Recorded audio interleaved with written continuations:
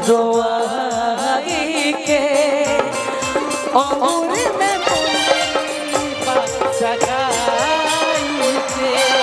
हाला कर बोलो तो ना कहो। जिन्हें हम फिल्मों में देखा करते थे, नहीं नहीं बताना नहीं है, ये हमारा सौभाग्य है और हमारे आरा जिला संदेश विधानसभा के लिए सौभाग्य है कि और हीरोइनों तो चली गई बहाना करके कि गर्मी है प्यास है, लेकिन यही कलाकार जो हैं कि अभी तक है, इनके लिए जोरदार ताली। असली कलाकार हैं। हाँ होता है, जब ये प्यार की बात करते हैं पाखी जी तो हम भी कह देते हैं कि दिल जे बनावल, तो हम चाहते हैं कि ये भी हमारा भाई है। हेलो हेलो तो एक्टिंग होके तो बढ़िया से होके, आंख वाली कि अच्छा लगे। और मैं क्या कहूँ, आप इस मंच पर आई, हम लोग के लिए बड़ी सौभाग्य की बात है। आपको बहुत बहुत दिल से धन्यवाद। लेकिन एक लाइन था जो मजा नहीं आया। मैं जरूर कहूंगी कि इनकी आवाज में कुछ तो कशिश है और बहुत ही सुंदर आवाज है। मुझे लगता है बहुत कम लोग आवाज से इम्प्रेस करते हैं, एक्टिंग से तो बहुत लोग करते हैं, लेकिन बहुत ही सुंदर आवाज है और बहुत ही दिल को छूने वाली आवाज है। आपको दिल से मानते हैं, इसीलिए मैं आपको बोल रहा था। तो आप भी थोड़ा छूने वाली काम कर दीजिए। माने acting acting acting acting acting में आइए। ना होई तो जोहर खा के हमारा बस क्या करबो? अब हम यह गाई कि प्यार में तोहरा पागल बनी हम, प्यार में तोहरा पागल बनी हम। उठावा उठावा पाके जी, उठावा उठावा, प्रेम में गिरल बड़े, उठावा उठावा ना तो इनका गिर के दांत काट। प्यार में तोहरा पागल बनी हम, प्यार में तोहरा पागल बनी हम। जितना सैड सॉन्ग गवले बनी लो सब खतरनाक के बा। तोहरा शादी के कोनो सगुन भेज दी, तोहरा शादी के कोनो सगुन भेज दी। मेहदी को परता तो कह खून भेज दी, मेहदी को परता तो कह खून भेज दी। न बजिया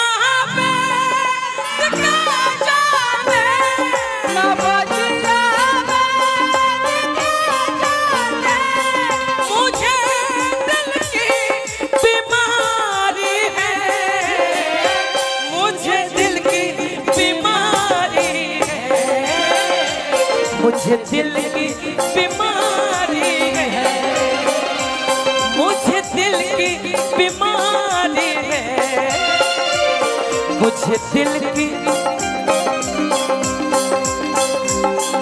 क्या बात है?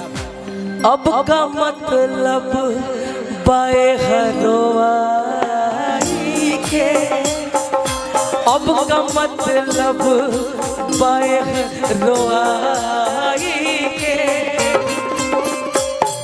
एक बार दौड़ के आके हैजा खाता पर सरवा रख दी। दौड़ के आके छिटा जाए के हम उतर जाइए बरा।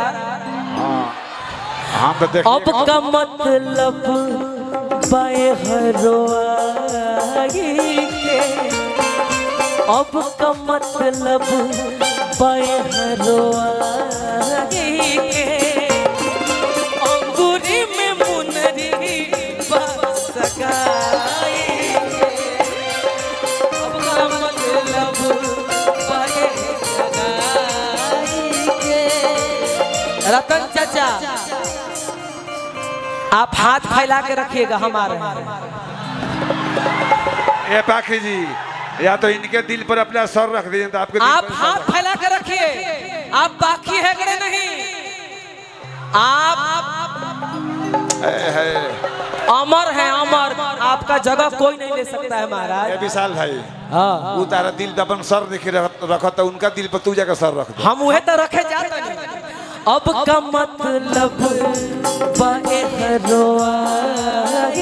के, अब का मतलब बहरोई के, और में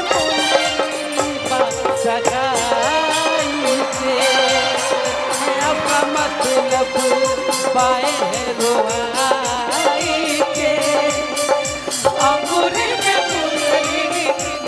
सगाई के। हम तक नियो के न रहनी, हम तक नियो के न रहनी, दिल लगाई के, अब का मतलब बहरोई के, अंगूरी में मुनरी सगाई के, अब का मतलब बहरोई के, अंगूरी में मुनरी सगाई के, अब का मतलब बहरोई के, अंगूरी में मुनरी सगाई के। क्या बात है। एक बार पाखी जी के लिए ताली बजा दीजिए जोर से।